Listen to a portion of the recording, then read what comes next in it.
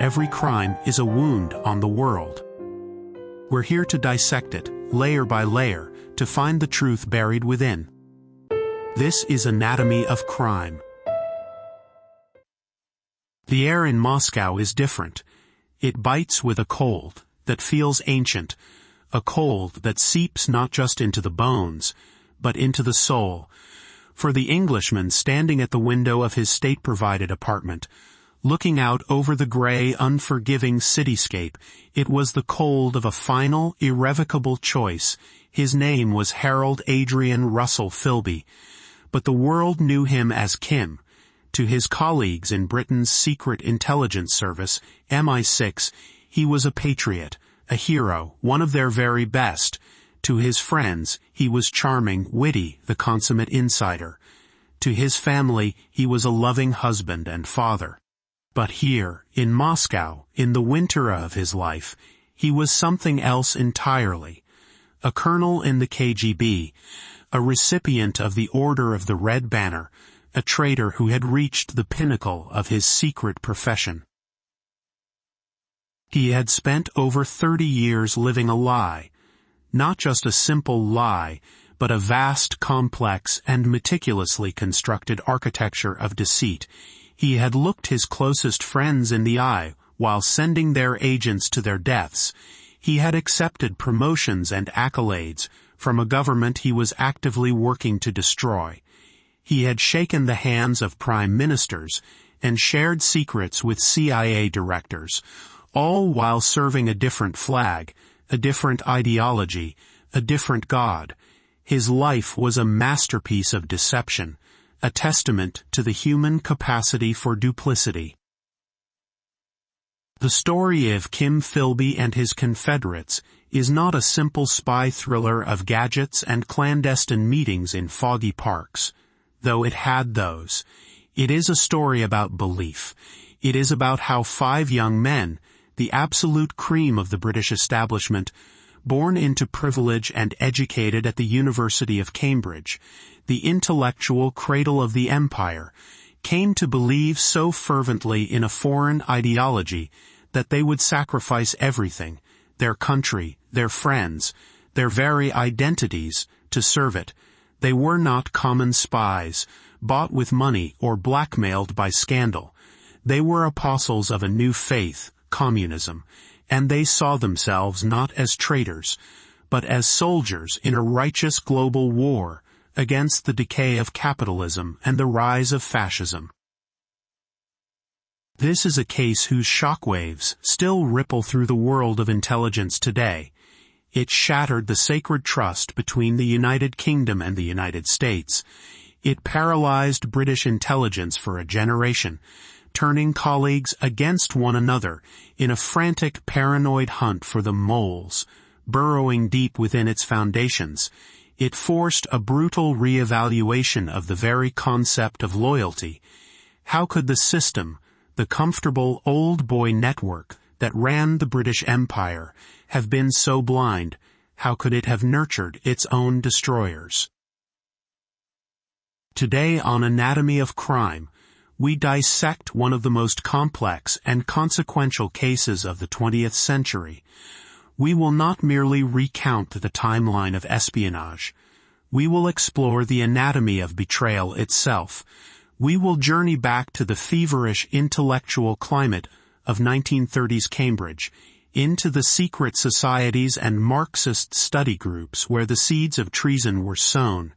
We will follow these young men as they climb the ladders of power, embedding themselves in the most sensitive organs of the state: Michigan 5, Michigan 6, the Foreign Office, the Treasury, and we will witness the slow, agonizing unraveling of it all, a process that would take decades and leave a legacy of paranoia and ruin.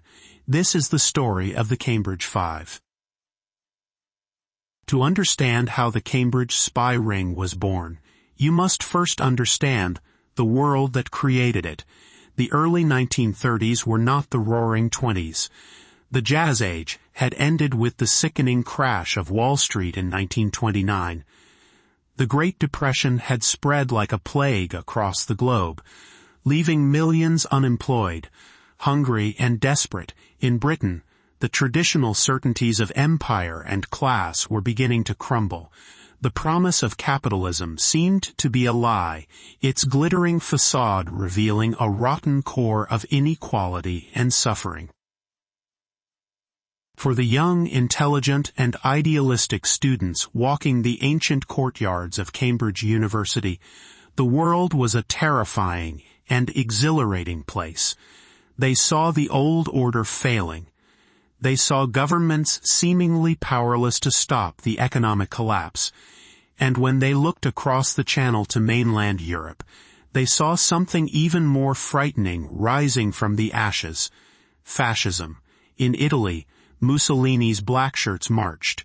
In Germany, a failed artist with a theatrical mustache was captivating a nation with speeches of racial purity and military conquest. In Spain, General Franco was preparing for a civil war that would become a dress rehearsal for a much larger conflict. To these young Cambridge minds, it felt as though civilization itself was on a precipice, and liberal democracy was a weak, dithering old man, unable to stand up to the vigorous, brutal certainty of the far right. Into this vacuum of belief stepped a powerful and seductive alternative: communism. The Soviet Union, to these distant observers, was not the grim, totalitarian state we know today. It was a grand experiment, a promise of a future free from class exploitation, a workers' paradise being built from the ground up. Its propaganda was potent, portraying it as the only true and powerful bulwark against the rising tide of fascism. For a generation that had lost faith in the systems of their fathers, the rigid certainty and intellectual heft of Marxist theory was intoxicating. It provided a framework, a historical narrative, and a moral cause. It gave them a purpose. This was the environment that nurtured the 5 men who would become the most successful spy ring in history. They were not a monolith. Each was a unique and complex individual, drawn to the cause for his own reasons. The unofficial leader, the master of the game, was Kim Philby. Son of the famous and eccentric explorer St. John Philby, Kim was the epitome of the establishment he would later betray. He was charming, clubbable, and possessed an easy confidence that drew people to him. He was the ultimate insider who understood that the rules of the British class system were both a prison and a key. Then there was Guy Burgess. If Philby was smooth and controlled, Burgess was his chaotic opposite. He was brilliant, wildly charismatic, openly and promiscuously homosexual at a time when it was a criminal offense, and a notorious falling-down drunk. His personal life was a shambles of indiscretion and scandal. Yet this very chaos served as a bizarre form of camouflage. No one could believe that a man so outrageously indiscreet could possibly be trusted with a secret, let alone the greatest secret of his life. He operated in plain sight, his treason hidden behind a smokescreen of flamboyant behavior. Donald Maclean was the diplomat. Tall, handsome, and fiercely intelligent, he was seen as a high-flyer destined for the top of the Foreign Office. But beneath the polished exterior was a man racked by internal conflict. He was prone to bouts of severe depression and drunken rages where his hidden political beliefs would spill out, only to be dismissed as the ramblings of a man who had had too much to drink. He was the ideologue, the one who perhaps felt the moral weight of his betrayal most keenly, even as he committed it. Anthony Blunt was the academic, the aesthete.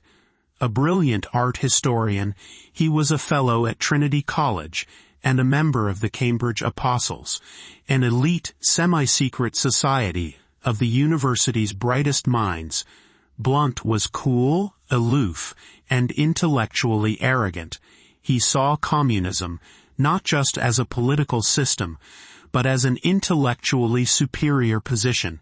His role was less about stealing battlefield secrets and more about talent spotting and recruiting, using his position and influence to identify other promising young men who could be turned to the Soviet cause. He was the intellectual puppet master. Finally, there was the man long known only as the Fifth Man, John Cairncross, a Scottish scholar from a more modest background than the others. Cairncross was driven by a sense of intellectual superiority and a resentment of the English upper-class system, even as he sought to join it. He was methodical, diligent, and, for a long time, the most secret of them all. His work would prove to be incalculably valuable to the Soviet war effort. Their recruitment wasn't a cloak-and-dagger affair in a darkened alley. It was a gradual process of ideological seduction, conducted by sophisticated Soviet intelligence officers, or illegals, operating under deep cover in Britain. Men like Arnold Deutsch, an Austrian with a Ph.D. who didn't fit the brutish stereotype of a KGB agent. He engaged them in intellectual debate, flattered their intelligence, and presented their future work not as espionage, but as a moral duty. The instructions were simple and profound. Break completely with your past. Renounce your public communist sympathies. Get jobs inside the government. Become pillars of the very establishment you seek to undermine. Your greatest weapon will be your impeccable camouflage. And so, one by one, the apostles of communism went underground, beginning a journey that would take them into the very heart of British power. As the 1930s drew to a close, and the storm clouds of war gathered over Europe, the Cambridge Five graduated and began their slow, methodical infiltration of the British state. Their Soviet handlers had given them a long-term strategy. Do not rush. Build your careers, make yourselves indispensable, and wait. The access you will eventually gain will be worth the patience. They shed their public radicalism like a snake shedding its skin, adopting the politics and manners of the establishment. Kim Philby, the most adept of them all, began his career as a journalist. He reported from the Spanish Civil War, ostensibly for pro-Franco publications, a perfect cover that allowed him to gain the trust of the right-wing establishment in Britain while secretly serving the communist-backed Republican side. His reports were convincing, and his bravery was noted.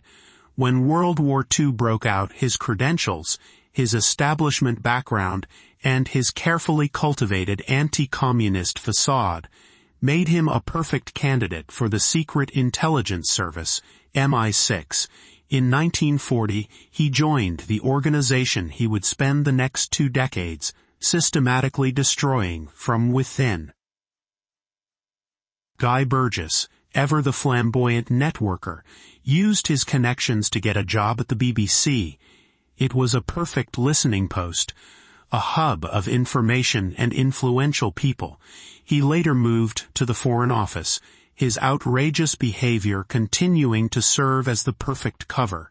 His superiors despaired of his drunkenness and unreliability, but were dazzled by his brilliant mind and unparalleled connections. They passed his indiscretions off as eccentricities, never imagining they were a mask for something far more sinister. Donald Maclean, the polished diplomat, followed a more conventional path, but it was just as effective. He entered the Foreign Office and quickly rose through the ranks. His sharp intellect and seemingly reliable character saw him posted to key positions, first in Paris, and then, crucially, to the British Embassy in Washington, D.C. during the war. There, he would be given access to the most sensitive information imaginable, at the very moment the world was entering the atomic age. Anthony Blunt, the academic, joined MI5, Britain's domestic security service. His role was counterespionage. It was a breathtaking irony. The man tasked with catching spies was himself a Soviet agent. He was in a position to know exactly what MI5 knew or didn't know about Soviet intelligence activities in Britain. He could protect his fellow conspirators, misdirect investigations, and provide Moscow with a detailed map of the British intelligence landscape. His war was one of quiet, bureaucratic sabotage. John Cairncross, the scholar, moved between several key government departments. First, he was private secretary to Lord Hankey, a senior cabinet minister. Then he moved to the Treasury, but his most significant posting was to Bletchley Park, the top-secret code-breaking center where Alan Turing and his team were cracking the German Enigma codes. Cairncross had access to one of the Allies' most vital secrets, the raw, decrypted intelligence coming directly from the German High Command. The outbreak of World War II transformed the Cambridge Five from sleeper agents into active weapons of war. But there was a strange paradox.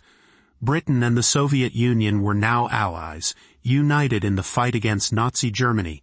For a time, the spies could almost convince themselves that they were not traitors, but merely helping an ally that their own government was too slow to assist.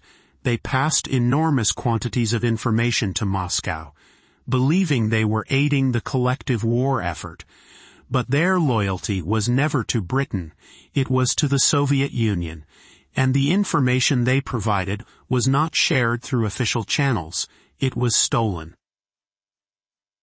Cairncross, at Bletchley Park, was a conduit for a torrent of priceless intelligence. He passed raw Enigma and Lorenz cipher decrypts directly to his Soviet handler. This included detailed German operational plans for the Eastern Front, particularly for the Battle of Kursk in 1943, while Churchill was carefully curating the intelligence he shared with Stalin. Cairncross was giving the Red Army the unvarnished, complete picture. Historians still debate the precise impact, but it is widely believed that the intelligence from Cairncross gave the Soviets a decisive advantage in what became the largest tank battle in history, and a turning point on the Eastern Front. Blunt, from his desk at MI5, was a guardian angel for the Ring. He could warn them of potential suspicions, and ensure that any whispers about Soviet penetration were quickly quashed. More chillingly, he was responsible for running double agents and handling intelligence from the resistance movements in occupied Europe. He was in a position to identify British agents and assets to his Soviet masters, a betrayal whose human cost can never be fully calculated. Any agent whose identity passed across Blunt's desk was potentially compromised. In Washington, Donald Maclean was sitting on a gold mine. As a senior diplomat at the British Embassy, he was appointed Secretary of the Combined Policy Committee on Atomic Energy. This joint Anglo-American body oversaw the development of the atomic bomb. Maclean had almost unlimited access to the secrets of the Manhattan Project, while Klaus Fuchs, a German-born physicist, was passing technical specifications to Moscow. Maclean was providing the high-level policy documents, progress reports, and strategic discussions. He gave the Kremlin a comprehensive understanding of American atomic capabilities and intentions, profoundly shaping Stalin's post-war strategy and accelerating the Soviet bomb program. And then there was Kim Philby. His rise within MI6 during the war was nothing short of meteoric. He was seen as efficient, ruthless, and brilliant. By 1944, he had been made the head of Section 9, the department responsible for anti-Soviet counterintelligence. The Fox was now, officially, in charge of the henhouse. Every piece of intelligence MI6 gathered on Soviet activities, every agent they tried to run in Moscow, every suspicion they had to go through Kim Philby. He could sabotage any operation before it began. He could expose any British agent. He could feed Moscow a constant stream of information on what the British knew about them, allowing them to stay one step ahead at all times. The end of the war did not end their work, it intensified it. The Grand Alliance fractured, and the Cold War began. The Cambridge Five were no longer helping an ally. They were actively working for the new enemy. Philby's position became even more critical. He was MI6 a chief liaison with the newly formed Central Intelligence Agency, the CIA. He was at the very heart of the Anglo-American intelligence relationship, privy to the deepest secrets of both nations. One of the most infamous betrayals of this period was the Albanian subversion. In 1949, Britain and the United States launched a covert operation to infiltrate anti-communist partisans into Albania, hoping to topple the Stalinist regime of Enver Hoxha. The entire operation was planned and coordinated with the MI6 liaison in Washington, Kim Philby. Every detail, the landing sites, the agents' names, the drop zones, was passed by Philby directly to Moscow, which in turn warned the Albanian authorities. The result was a catastrophe. Boatload after boatload of brave émigrés were met on the beaches, not by a welcoming resistance, but by waiting security forces. They were captured, tortured, and executed. Hundreds of lives were sacrificed in an operation that was doomed before it even began, betrayed by the man entrusted to oversee it. Philby had blood on his hands, the blood of men who had trusted him and the service he represented, yet he continued to play his part, expressing his frustration at the operation's failure, all while knowing he was its architect. The scale of the deceit was almost unimaginable. For over a decade, the Cambridge Five operated with near impunity. They were protected by their class, their charm, and their positions of immense trust. The British establishment simply could not bring itself to believe that men like us, men from the right schools and the right clubs, could commit such profound treason. But in the shadows, a secret that had been buried for years was about to come to light, and the first cracks in their carefully constructed world were beginning to appear. The beginning of the end for the Cambridge spy ring did not come from a counter-espionage agent in London, or a defector from Moscow. It came from a quiet, windowless room in Arlington, Virginia. It came in the form of a top-secret American signals intelligence program called the Venona Project. Starting in 1943, a small team of American cryptanalysts had been tasked with the monumental challenge of breaking the Soviet Union's diplomatic and intelligence codes. The Soviets used a theoretically unbreakable, one-time pad system, but due to wartime pressures, a Soviet code clerk in 1942 made a catastrophic error. They reused some of the one-time pads. This tiny mistake provided the smallest of footholds for the codebreakers at Arlington Hall. For years, they worked in total secrecy, painstakingly trying to reconstruct the Soviet messages. Progress was glacial, but by the late 1940s, they began to have breakthroughs. They started to read fragments of wartime Soviet intelligence traffic sent from New York and Washington to Moscow, and in those fragments, a terrifying picture began to emerge. The messages spoke of a number of high-level sources deep inside the British and American governments. One source, given the code name Homer, was clearly a British diplomat in the Washington embassy who had been feeding Moscow information on everything from Allied war strategy to the development of the atomic bomb. As the cryptanalysts decoded more messages, they were able to build a profile of Homer. They knew his approximate rank, his movements, and the periods when he was active. The net was tightening, but they still didn't have a name. This intelligence was, of course, shared with Britain's MI6, and the man in Washington who was the primary point of contact for this ultra-secret information was the head of the MI6 station there, Kim Philby. Philby immediately understood the gravity of the situation. He knew Homer was his old Cambridge friend, Donald McLean. He was reading his own friend's death warrant. For months, Philby was in the extraordinary position of being involved in the hunt for a spy, all while secretly knowing the spy's identity and desperately trying to protect him. He was able to misdirect the investigation, muddy the waters, and slow down the process, buying McLean precious time. But the evidence from Venona was relentless and undeniable. By the spring of 1951, the investigators, both British and American, had narrowed the list of suspects for Homer down to a handful of names, and Donald McLean was at the very top of that list. At the time, McLean was back in London, serving as the head of the American department in the Foreign Office, but he was also falling apart. The years of pressure, the heavy drinking, and the psychological burden of his double life were taking their toll.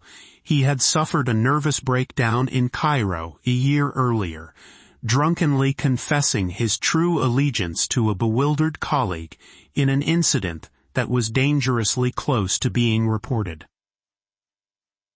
Philby knew it was only a matter of weeks, perhaps days, before MI5 would formally move to interrogate McLean, an interrogation he would not survive. A plan had to be made. He couldn't contact McLean directly. They were both surely under some form of surveillance. He needed a cutout, a messenger, and for that, he turned to the most reckless and unpredictable member of the ring, Guy Burgess. Burgess had also been stationed at the Washington Embassy, where his outrageous behavior had finally become too much even for the tolerant Foreign Office. He was recalled to London in disgrace, facing dismissal. Philby saw an opportunity. He briefed Burgess, instructing him to go to London, warn McLean that the net was closing, and activate an escape plan that had been prepared by their Soviet handlers years before.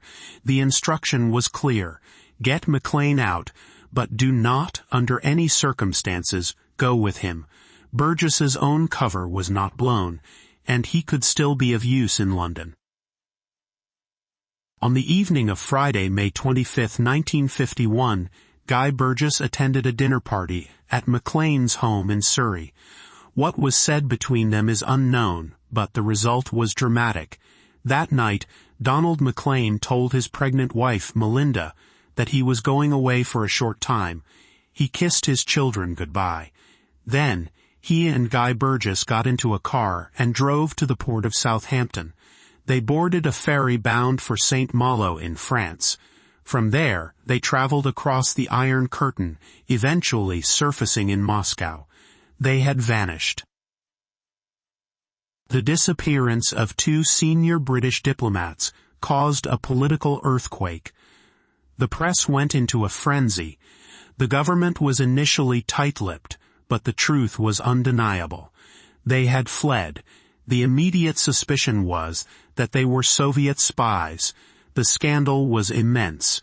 It was a profound embarrassment for the British government, and a body blow to the credibility of its intelligence services. For Kim Philby, it was a disaster. Burgess, in his typically impulsive and selfish fashion, had disobeyed his orders. By fleeing with McLean, he had immediately and inextricably linked himself to the affair, and who was one of Guy Burgess's oldest and closest friends, the man who had shared a house with him in Washington, Kim Philby. The finger of suspicion now pointed directly at him. He was recalled from Washington to London under a dark cloud. He was the third man, the one who must have tipped him off. He was subjected to a series of intense but informal interrogations by his old colleagues at MI5 and MI6. They grilled him for days.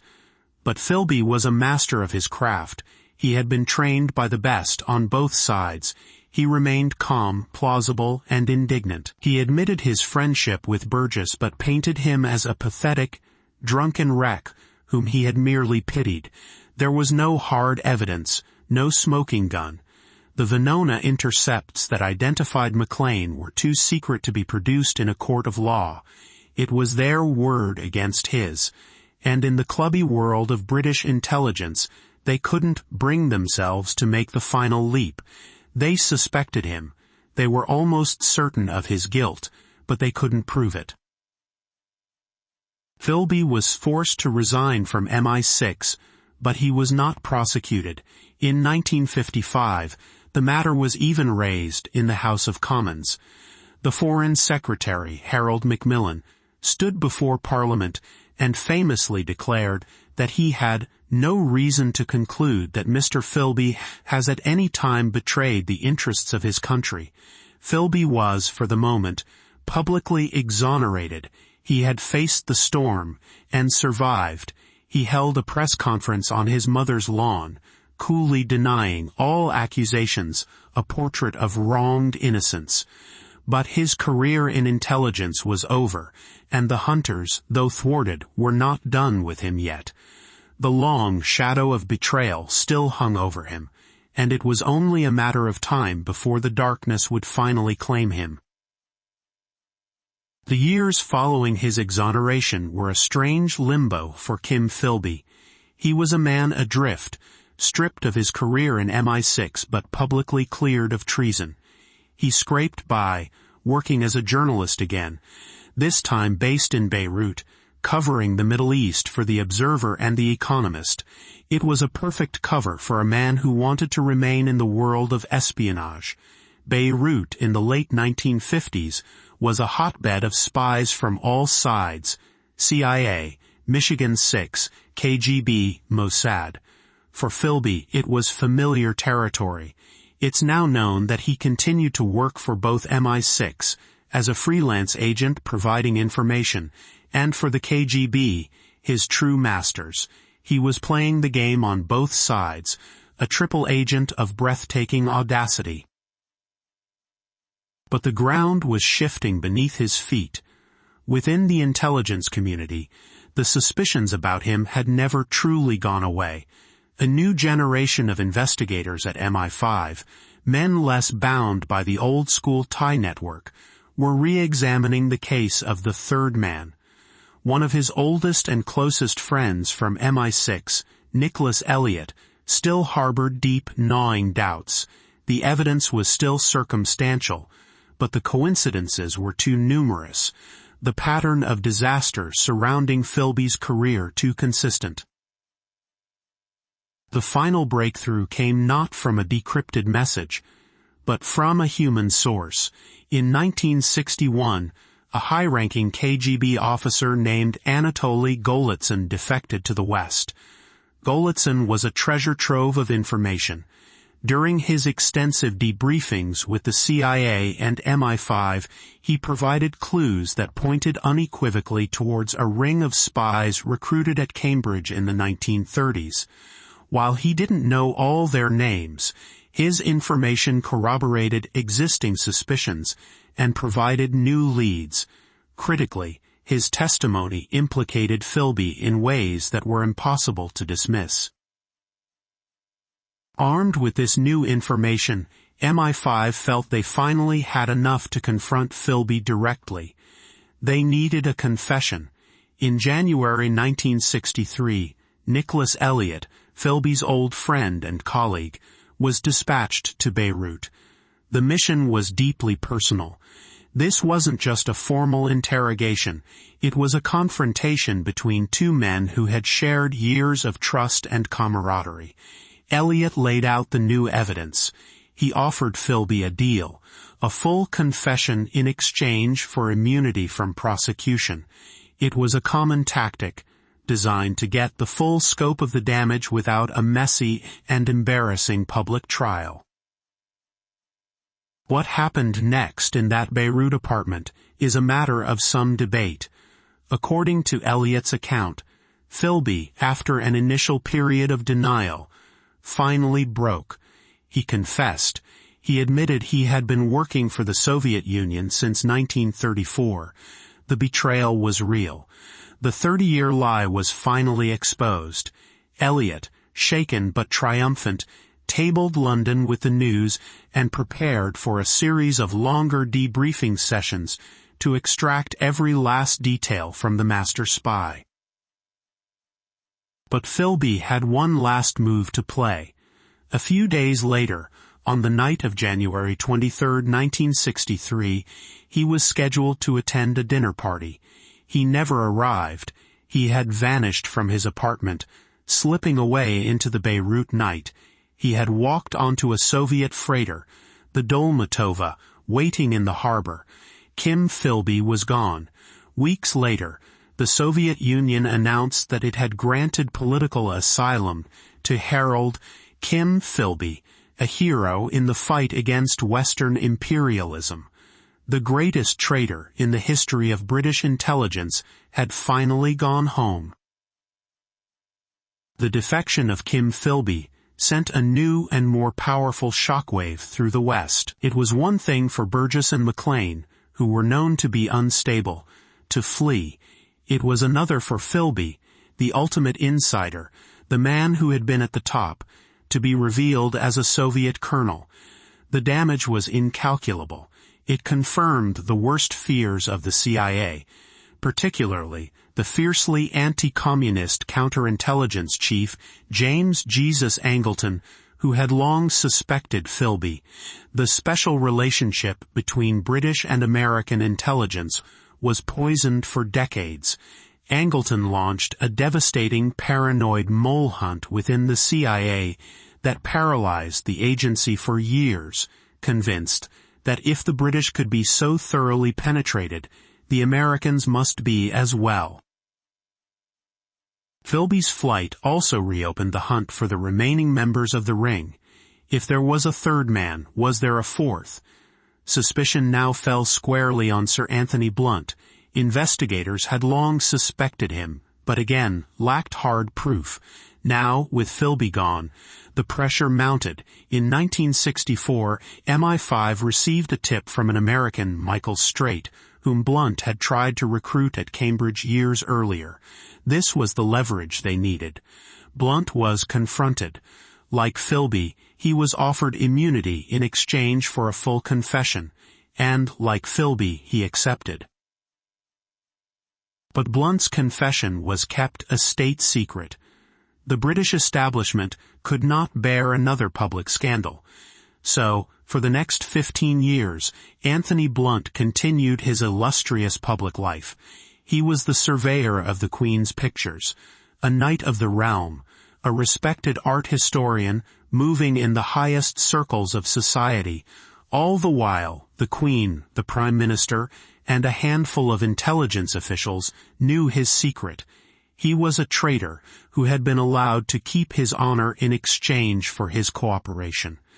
The secret was finally exposed in 1979 by Prime Minister Margaret Thatcher in the House of Commons, causing a massive public outcry and stripping Blunt of his knighthood. The identity of the fifth man remained a subject of intense speculation for years, but evidence eventually pointed to John Cairncross. He was interrogated multiple times and confessed in 1964, shortly after Blunt, also in exchange for immunity. His secret, too, was kept for decades, and he was allowed to live out his life quietly in exile. The full truth of the Cambridge Five, the most successful intelligence operation of the modern era, had finally been pieced together, bit by painful bit. What, then, is the anatomy of this monumental betrayal? It is not a simple structure. It is a complex organism, grown from a unique combination of historical moment, individual psychology, and institutional failure. The first component is ideology. The Cambridge Five were not mercenaries. They were believers in the crucible of the 1930s, with capitalism in collapse and fascism on the march. Communism presented itself as the only moral and effective alternative. They saw their actions not as treason against their country, but as loyalty to a higher cause, to international humanity. They truly believed they were on the right side of history. The second component is the arrogance of class. These men were products of an elite system that taught them they were destined to rule. They possessed a supreme self-confidence that allowed them to believe they knew better than the government they served. This same class-based system that gave them their confidence also blinded their superiors. The old boy network of MI6 and the Foreign Office was built on unspoken trust. It was simply inconceivable that one of us, a chap from a good school with the right accent and manners, could be a traitor. Their privilege was their shield. The third component is psychological.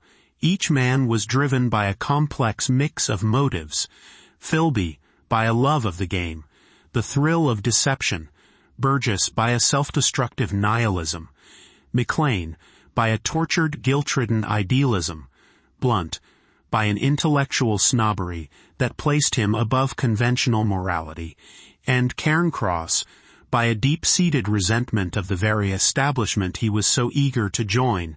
Their shared secret created a powerful, unbreakable bond, a private club more exclusive than any they had joined at Cambridge.